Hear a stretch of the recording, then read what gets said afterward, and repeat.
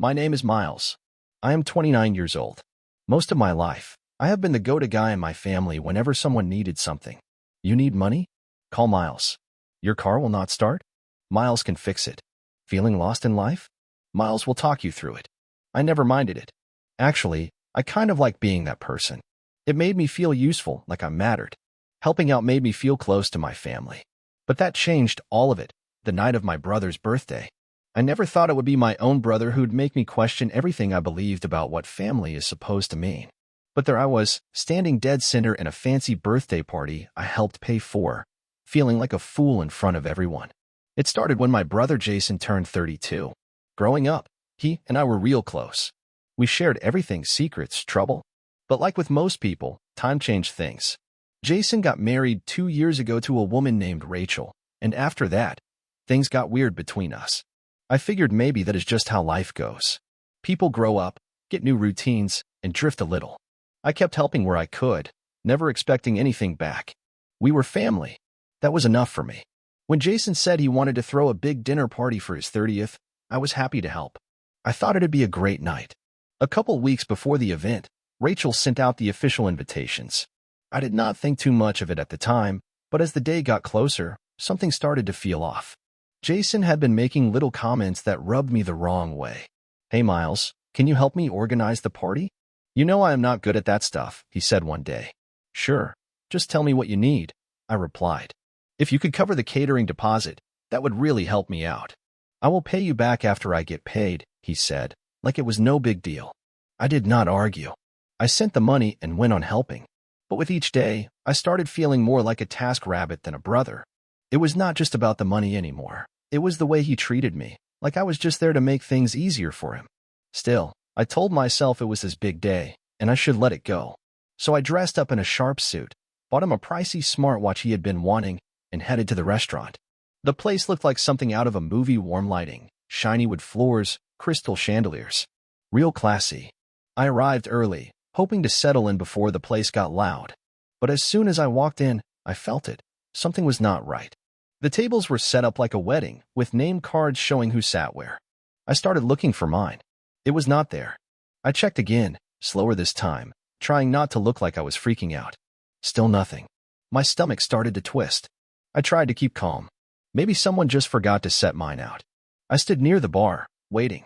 People began to arrive, Jason's friends, folks from Rachel's side, some distant relatives. Still, no one said a word to me. Then I saw Rachel. She was up front, chatting and laughing with people like she was running a show. I walked up to her, keeping my voice steady. Hi, Rachel. Is there some mix-up with the seating? I asked, trying to keep it light.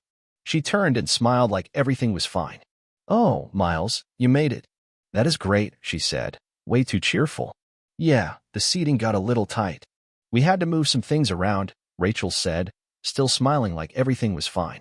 I forced a smile back, even though my gut was in knots.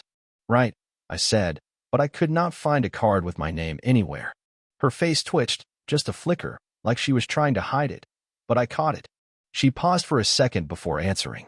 Well, we had to prioritize close family and the most important guests, she said, her voice softening into that fake sweet tone that makes your skin crawl. Some changes were made at the last minute. But do not worry, we will find you a spot. I nodded, slowly, biting down on my frustration. I was trying to stay cool. I did not want to blow up in the middle of the room. But then I glanced across the hall and saw Jason, my own brother, sitting at the front with Rachel and their close friends. They were all laughing, dressed to the nines, drinks in hand, having the time of their lives. And me? I was just standing there off to the side, forgotten. That hit me hard. I was family. So why was I being treated like I was nothing? I turned back to Rachel, and I could feel the heat building up in my chest. Rachel, can you explain what you mean by important guests? I asked, my voice tight. I am his brother. Shouldn't I be sitting with the family? She blinked a few times, clearly caught off guard. Oh, we had to think about spacing, she muttered. You know how these events are. We needed to keep things balanced. My hands were starting to shake. Balanced, I repeated, trying to keep it together. So there is no room for me, but plenty of space for Jason's coworkers and their dates? Her smile flickered for a second but then returned. Miles, please do not take this personally. It is just seating. You are still a part of the evening. That was it. I could not hold it in anymore. This is ridiculous, I said, louder this time. A few people nearby turned their heads. I have done more for the two of you than anyone here. I started listing it all out. I gave Jason a loan when he was struggling. I helped sign the paperwork for your house. I have always shown up, always helped, no questions asked. And now what? I do not even get a seat. Rachel looked like she had just been slapped. Miles, please, calm down. This is not worth getting upset over. I took a deep breath, trying to control myself. But the words came out anyway. Sure, not a big deal. Just like I'm not a big deal to you or Jason. That was when Jason finally stood up. His voice was flat, annoyed. Miles, stop stirring things up. You are making a scene. Just take a seat and enjoy the night. That lit a fire in me. Oh, I'm making a scene? I said, stepping forward so everyone could see me clearly now. You want to know what a real scene looks like, Jason? It looks like treating your own brother like an afterthought. Like I am only good enough when you are in a bind, when you need help, but not good enough to be part of your big moments. The room went silent. Conversation stopped. All eyes were on us. Jason and Rachel exchanged a look, both of them red in the face, clearly uncomfortable. But I had reached the point of no return. I was not going to walk out of there without saying what needed to be said. That heavy, awkward silence filled the space between all of us. And suddenly, it was not about anger anymore. I was just hurt, deep down. And I knew then and there, things would never go back to the way they were. Jason leaned back in his chair, staring at me like I had just ruined the whole night. Rachel looked more rattled than I had ever seen her. She kept shifting in her seat, eyes bouncing between me and Jason, like she could not decide who to support. But Jason? He stayed perfectly still, arms crossed over his chest like he was still the one in control, still playing it cool. I clenched my fists at my sides. I had spent years looking out for him, lending a hand, covering for his lazy habits, always showing up when it mattered. And now here I was, surrounded by people I barely knew, treated like I did not even belong, by the very people I had always stood up for. You know what? I said, jaw tight. There is nobody who has done more for you than I have. Every time you needed something, I showed up. And now, on your big night, I do not even get treated like family? I do not even rate a seat at the table? There was no softness in my voice. I was done holding back. Rachel's face flushed a deep red, but it was Jason who finally spoke. Miles, you are acting like a spoiled kid, he said, quiet but cutting. Just sit down. You are blowing this way out of proportion. I stared him down, not blinking. I am not sitting. Not until you show me some basic respect. You are acting like I am a stranger, and I am done pretending that is okay.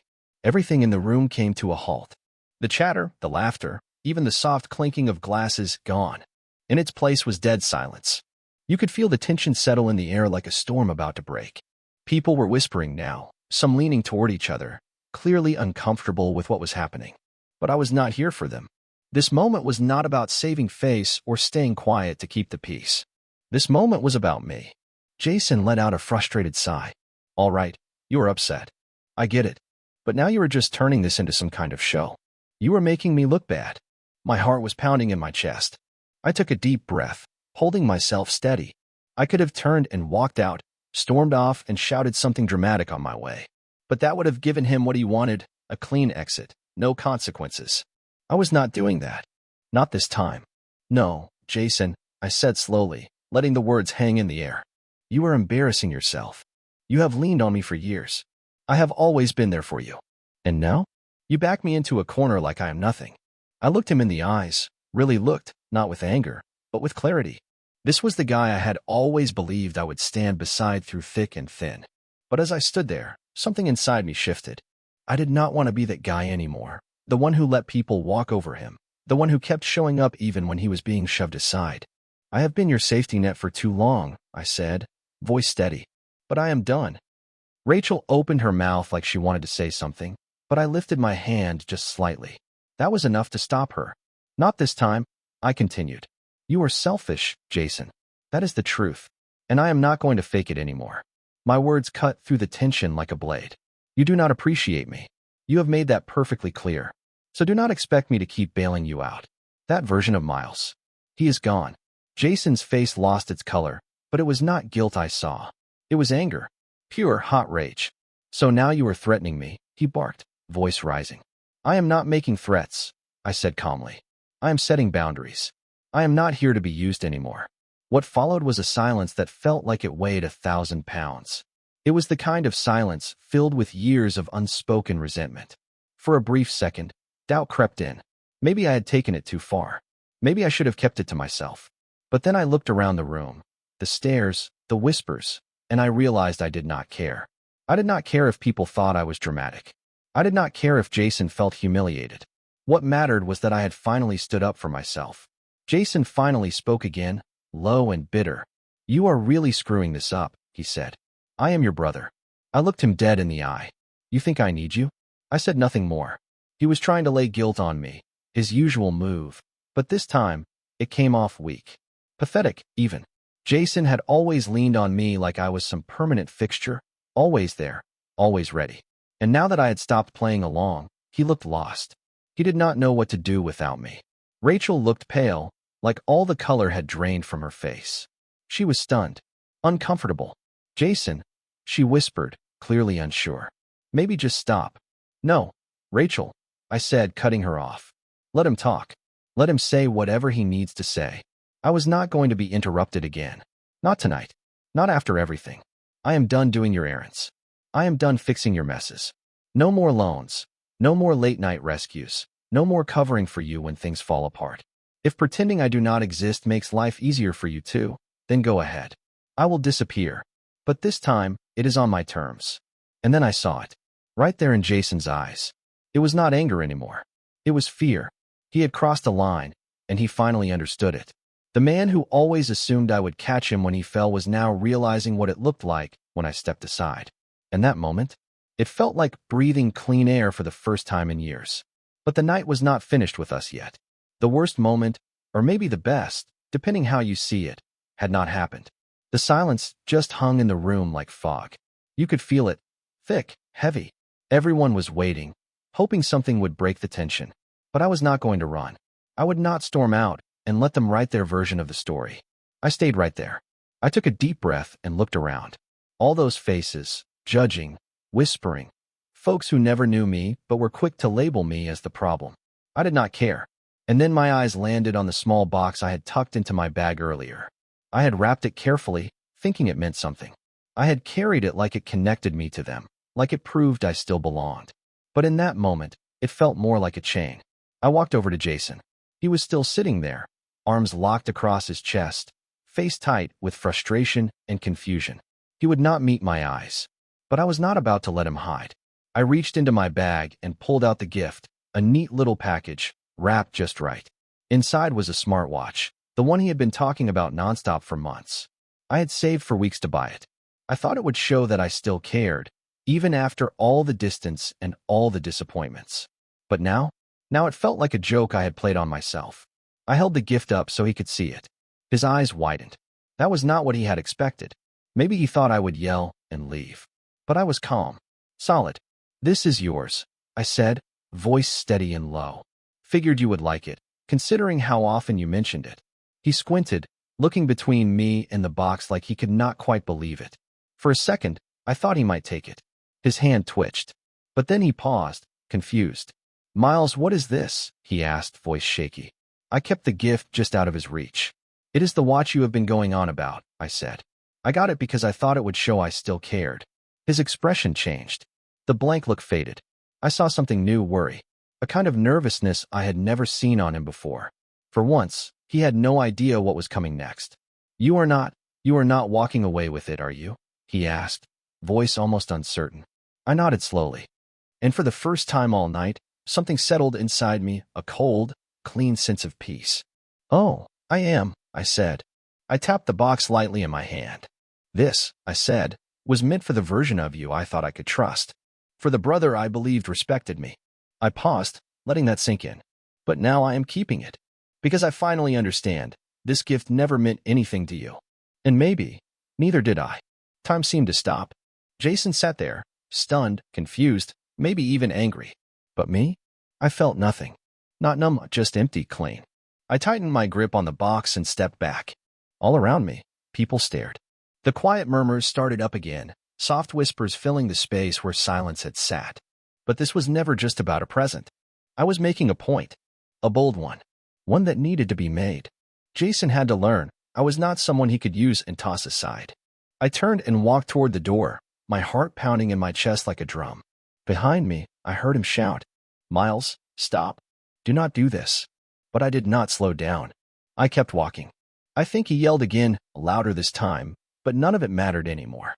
I had spent years carrying his weight, fixing his messes, being the safety net every time he slipped. But that chapter was closed. He was not going to treat me like this again. I stepped outside and the cool night air hit my face. It felt like stepping into a new world. I still held the box in my hands, something I once carried with care, thinking it was a symbol of love. Now, it felt more like armor. It was everything I had held on to, everything I had finally let go of. I was finished. Finished with justifying, with overgiving, with fading into the background. And standing there, feeling the wind move across my skin, something changed in me. It was peace. I may have walked away from my brother that night, but what I walked into was far more valuable. I walked into clarity, into freedom, into myself. It has been several days since that night, and I have not heard a word from Jason. Not a message, not a call, not even a "Hey, are you okay?" And to be honest, I kind of expected that. At first, I questioned myself. I wondered if I went too far. Was taking back the watch petty? Was I too harsh? But then I remembered all the years I gave and gave without ever getting anything in return. All the times I was overlooked. All the times I was taken for granted. And then finally, not even being offered a seat at his celebration. That was the moment everything clicked. It is strange how we carry emotional weight for so long, all because we are taught that family always comes first. But sometimes something breaks, and the truth hits you like a bolt of lightning. That was my lightning moment. Jason still has not reached out. No one else from the family has either. Not a single word. It is like they silently agreed that I was the problem. Nobody said it out loud, but the silence says everything. I have seen pictures from that night pop up online. I do not even pause on them anymore. That tells me something. It tells me I finally understand. Being family by blood does not automatically make people safe. It does not mean they love you the way you need to be loved. And if someone does not respect you, you do not owe them anything. Not your time. Not your forgiveness. I honestly do not know if Jason even realizes how badly he hurt me. Part of me wishes he would show up and try to make things right. But another part of me accepts that if he still does not get it, he probably never will. Maybe I spent too many years trying so hard to be understanding that I forgot I had the right to expect better. And now that I have walked away, something heavy is gone. I feel lighter, freer. I have started doing more of what makes me happy. I have reconnected with old friends, started working on projects I kept putting off, and focused on goals that mean something to me. It feels like I finally set down a heavy load I had been dragging for far too long.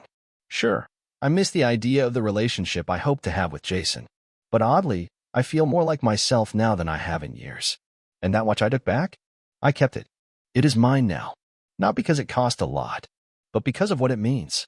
It marks the first time I truly stood up for myself. It is a reminder, small but powerful, that I took back control of my own life. So now, sitting here, I do sometimes wonder, was I too extreme? Or was that the first time I truly protected a line that should have been drawn a long time ago? Honestly, I do not know. But I am curious. Have you ever had to walk away from family who treated you wrong? How did it go for you? Do you regret it? Or did it turn out to be the best choice you ever made?